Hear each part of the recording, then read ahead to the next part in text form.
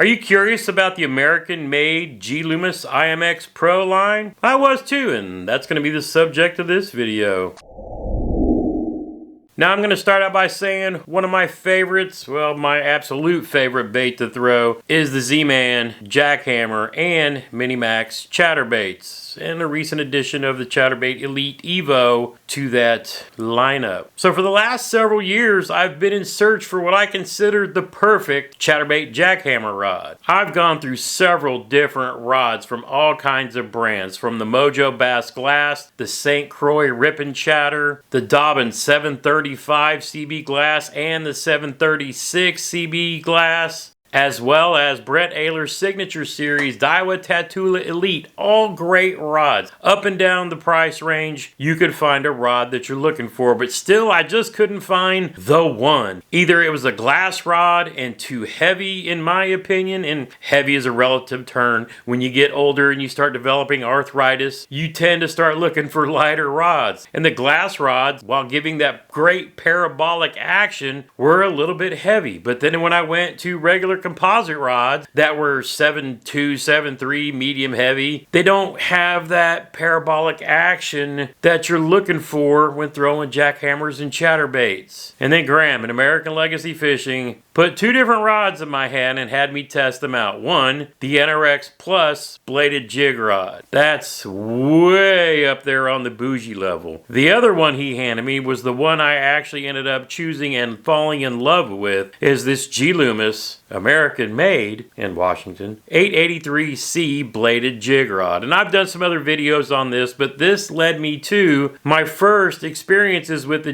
Loomis IMX-PRO line. Now my brother's been fishing with Loomis rods for years. He actually has some Loomis GLX rods that are well over 25 years old, and he still uses them for throwing jigs, and he's got another one for throwing a Texas rig. And those are his two main ones, and that's all he cares about. Those have been his two best high-end rods for over 2 decades. But let me tell you what's special and why this rod solved the problem as I saw it that I was trying to solve. It's not glass, but it's designed with the Loomis multi-taper technology, which allows various zones in a rod so they can build technique-specific rods based on their multi-tapering zones. They have a very special mandrel that applies these tapers up and down the length of the rod so that they can impart whatever action they want to, for jerk baits, for jigs, for swim bait, for crankbaits, and for me, a chatterbait. Now generally when blanks are rolled, they're put on a mandrel with a taper that starts a little fatter at the bottom and thins out the way it goes. But Loomis has a one-of-a-kind special mandrel that applies their multi-taper technology throughout the length of the rod wherever they want it so they can impart the action that they want. Really, really cool technology, and it's literally one of a kind.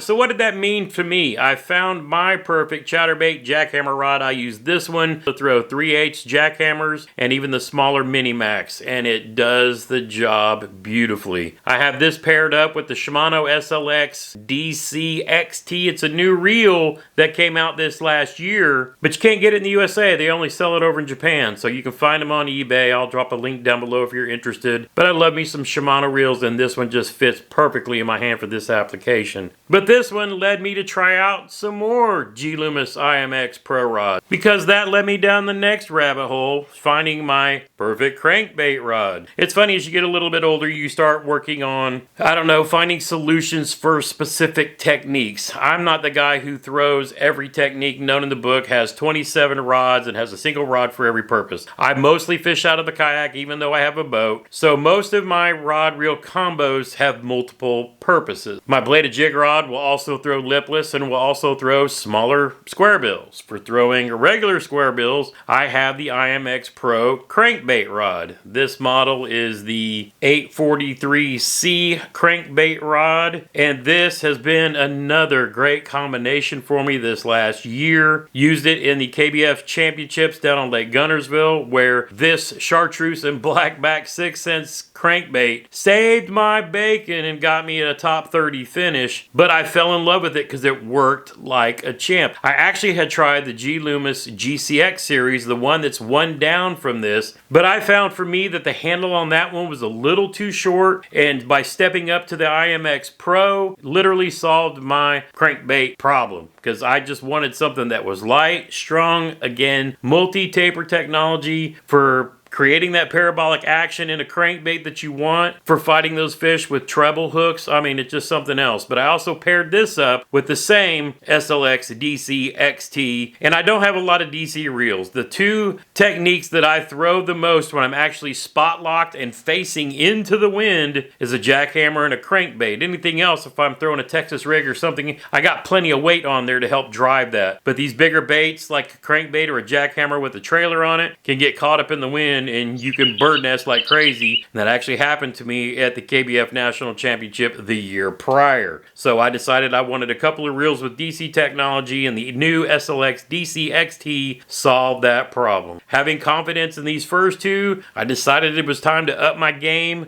You know, I'm getting a little bit older. I don't mind spending a little bit extra, especially for lighter gear that's strong to help me with my arthritis as I'm sitting in a kayak fishing all day. So next up is an 853C jig worm rod. This is a 7-1 medium heavy extra fast action rod, which is perfect, again, not too tall for in the kayak. I don't like carrying super tall rods because if you're fishing a river, whatever, you're for trees and whatnot. I'm also going to use this, as you can see here, for throwing underspins, Texas rigs, finesse jigs. I can throw a spinner bait on it. This is kind of like my do-everything utility rod, being that medium heavy, extra fast action. I have it paired up with another one of my favorite reels from the Shimano line, the Shimano Corrado MGL 150, 7/4 gear ratio. Absolutely love the MGL 150s. It's literally a do-everything kind of utility reel. If I was going to settle on one line in the Corrado all the way across the board, I would have one of these on everything. But I mix and match based on technique, and again, it's all about me helping solve some of my arthritis problems with a little bit higher quality gear and a good, solid reel. I know Shimano makes higher end Metaniums, Bantams, and higher up. For me, there is just no need. Every reel problem that I could think that I have could be solved with a Shimano Corrado reel or a Shimano SLX. That's just me. I spend a little more on the rods, but these reels, the SLX and the Corrado line, solid. Now, if you get a little extra cheddar each year, you get your tax check back and you want to, you know, spring for a little bit more because you want that higher end goodness, I understand it. But for me, the Corrado and the SLX lines are my workhorses, and I spend a little more on the rod. Now, next up, I'll get some laughs from the fishing fam who've been following me for a long time. This one is the broomstick. This is for punching, flipping heavy cover, and yes, frog fishing. If you know, you know. This is the 885C, the frog rod. 7'4", heavy, fast action. Literally built for throwing them frogs out there. Since I'm trying to get better at it, I'm loving me some of them Spro flappy frogs. Treat it more like a buzz bait. But again, for pitching those heavy cover mats or punching if need be. But a big, heavy duty broomstick, but super light. Strong and light, that's what I love. So yeah, I went ahead and upgraded something for a little bit bigger because I'm going to be down in Gunnersville a couple times this year, and there's a lot of heavy mats down there, and I really need to be able to punch through those, but I also need to be able to drag that Spro Flappy Frog over the top of that stuff, hoping to catch my PB. Next up, a technique I keep saying every year that I'm going to spend more time on trying to catch fish because it catches tanks, both largemouth and smallmouth. And yet when season comes, every single year, I just never tie on a Ned rig. So this year I swapped in some different rods I had, drop shot and other techniques, and I said I am going to get a Ned rig rod and focus on this technique this year because this year I'm going to be chasing smallies quite a bit. So I'm just going to put this thing in my hand and fish with it. This is the G Loomis IMX-PRO 831S Ned rig rod, 6'11", and it's a medium fast action rod. This model has been out for I think 4 years now, and another one of the reasons I'm making this video is every 4 or 5 years, these rod companies refresh the lines, and they'll pass down some of the stuff from the higher end stuff and put it into their newer models of these. But if you are looking to save some money, for example, if you're looking to save some money, G Loomis right now is selling off their GLX line. You can guess why, but those are generally $480 rods, and they have them marked down in most places, if you can still find them, for $300. That means at some point these rods are going to be priced down someday when they release the next line. So you might be watching this video trying to decide if buying the old model is worth it. Yeah, it is. I'm generally one who touches the blank, and then I get the best balance this way. But again, since the Ned Rig rod, I wanted something a little higher quality than what I had been using, and the sensitivity, again, the balance, the weight in this line of G Loomis rods. It's not the super bougie GLX and NRX Plus, and you know, ding me for every time I say bougie in this video, but this is the good, not the bottom, not the top, right there in the middle, and I absolutely love this series of rods. I've got this paired up with my original used reel, the first reel that I ever bought from American Legacy Fishing from their used site, and I swear, and I say this every time somebody asks, that it looked like it had never been even out of the box. It still had that little plastic wrapper around the thing on it, and I saved a ton of money. One of my favorite reels that Shimano's ever made, Shimano Stratic CI4 Plus. Absolutely love this reel, and so I put that on here, 8-pound test, fluorocarbon, and I am going to learn how to throw a Ned rig this year and catch some giant fish on it. Telling you right now. Now, this last combo of things that I added this year, both of these are new. This is a new addition to the arsenal for a new technique that I'm adding into this year, because how could you not? You've either seen or heard Jacob Wheeler or Dustin Cannell win a tournament throwing their new freeloader bait on a jig head. And literally over the last year and a half, everybody that you watch on YouTube has made a video about the Demiki rig, the jig head minnow, a ball head minnow, some sort of round head or head shaped bait on the front of a fluke style bait. They're throwing it out and shaking it, watching it shimmy back and forth, either using forward facing, or they're finding and seeing and spotting those balls of bait fish being hammered by bass. You saw Jacob win at Guntersville in the fall. Just won another MLF, Dustin Cannell, his first time out throwing Crush City freeloader. So that's what this combo is going to be for, is for me when those fish are busting, or I can see them on the forward facing Humminbird Mega Live, I'm going to try to up my game and catch some fish using this technique. Now, Gussie actually won the Bassmaster Classic last year throwing a scented jerk shad from Z-Man on his custom Schmeltinator, or whatever jig head it's called. Yeah, the Schmeltinator. You know I had to get one. Gussie won the Classic on it.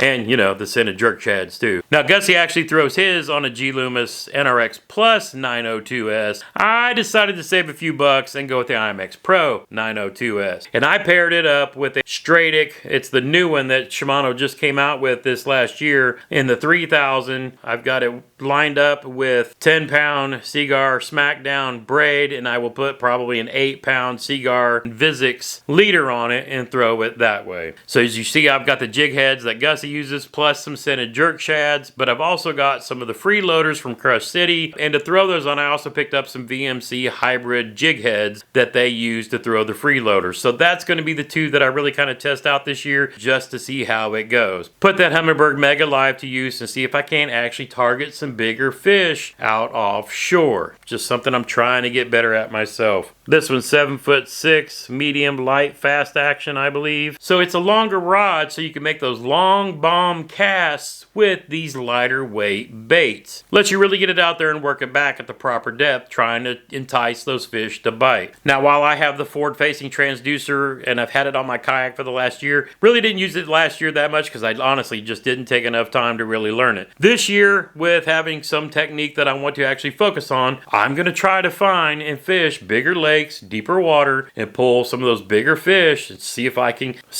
maybe get lucky and catch me a new PB. Who knows? Now, I want to thank Graham, Brian, Caleb, the folks at American Legacy Fishing for helping me piece all these parts together. Make sure I have the right pairings, rod, reel, line combos. Their expertise is invaluable. Make sure you jump onto their Facebook pages. As always, if you're shopping in American Legacy Fishing, Fishing. Use that code GRAMPS10, save 10% on most things they carry in the store. And they don't just carry rods and reels. They've got trolling motors, marine batteries. If you're looking for that Dakota lithium to power up your boat or your kayak, they've got fish finders, Humminbird, Garmin, all kinds of goodies in there. Pretty much all the fishing things you need. If you're looking for it, they can probably help you out. If you like videos like this, be sure to subscribe. Hit that little bell icon so you get notified whenever I upload videos like this. If you like this video, hit like so YouTube will share it to other people looking for videos like this. Now, if you want to learn more on those new Crush City baits I was talking about, the freeloader, hey, you can watch a video about that right here.